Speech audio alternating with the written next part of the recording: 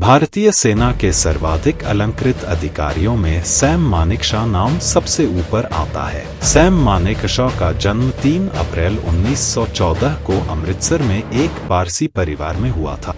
उनका परिवार गुजरात के शहर वलसाड से पंजाब आ गया था। मानेकशॉ ने प्रारंभिक शिक्षा अमृतसर में की और बाद में वे नैनीताल के शेरवुड कॉलेज में दाखिल हो गए। वे देहरादून के इंडियन मिलिट्री एकेडमी के पहले बैच के लिए चुने गए 40 छात्रों में से एक थे। वहां से वे कमीशन प्राप्ति के बाद भारतीय सेना में भर्ती हुए। 1937 में एक सार्वजनिक समारोह के लिए लाहौर गए सैम मानेकशॉ की मुलाकात सिलो बोडे से हुई।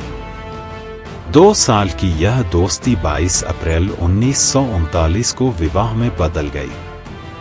1969 को उन्हें सेनाध्यक्ष बनाया गया।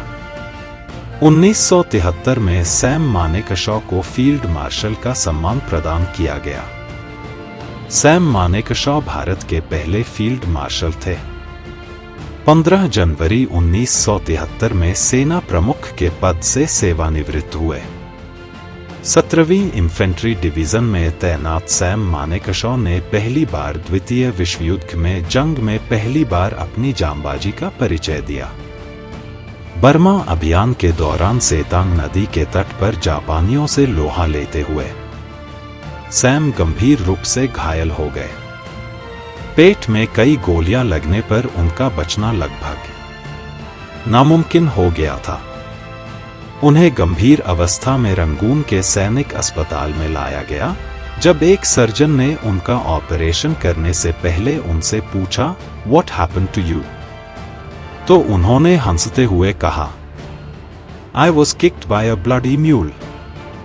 उनकी दिलेरी से प्रभावित हो सर्जन ने कहा, "Given your sense of humor, it will be worth saving you." उनके अदम्य साहस से प्रभावित बर्मा मोर्चे के commanding officer major general D.T. कोवन ने उन्हें जीवन मृत्यु से संघर्ष करते देख अस्पताल के बिस्तर पर ही स्वयं का मिलिट्री क्रॉस उन्हें प्रदान करते हुए कहा, "मरने के बाद पदकों का कोई मोल नहीं होता।"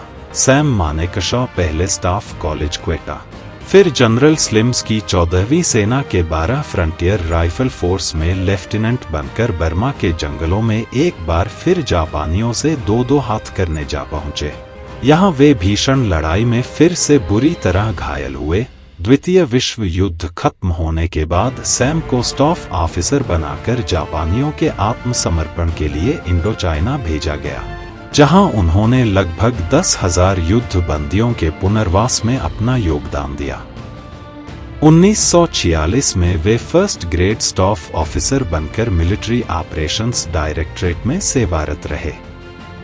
विभाजन के बाद 1947 से 48 की कश्मीर की लड़ाई में भी उन्होंने महत्वपूर्ण भूमिका निभाई। सफलता और वीरता की सीढ़ियां चढ़ते हुए सैम को नागालैंड समस्या को सुलझाने के अविस्मरणीय योगदान के लिए 1968 में पद्म भूषण से नवाजा गया। 7 जून 1969 को सैम मानेकशॉ ने जनरल कुमारमंगलम के बाद भारत के 8वें सेना प्रमुख का पद ग्रहण किया। उनके इतने सालों के अनुभव के इम्तिहान की घड़ी तब आई जब हजारों शरणार्थियों के जत्थे पूर्वी पाकिस्तान से भारत आने लगे और युद्ध अवश्यंभावी हो गया। दिसंबर 1971 में यह आशंका सत्य सिद्ध हुई। सैम मानेकशॉ के युद्ध कौशल के सामने पाकिस्तान की करारी हार हुई तथा बांग्लादेश का निर्माण हुआ। उनके देश प्रेम व देश के प्रति निस्वार्थ सेवा के चलते उन्हें 1972 में पद्म विभूषण तथा 1 जनवरी 1973 को फील्ड मार्शल के मानद पद से अलंकृत किया गया।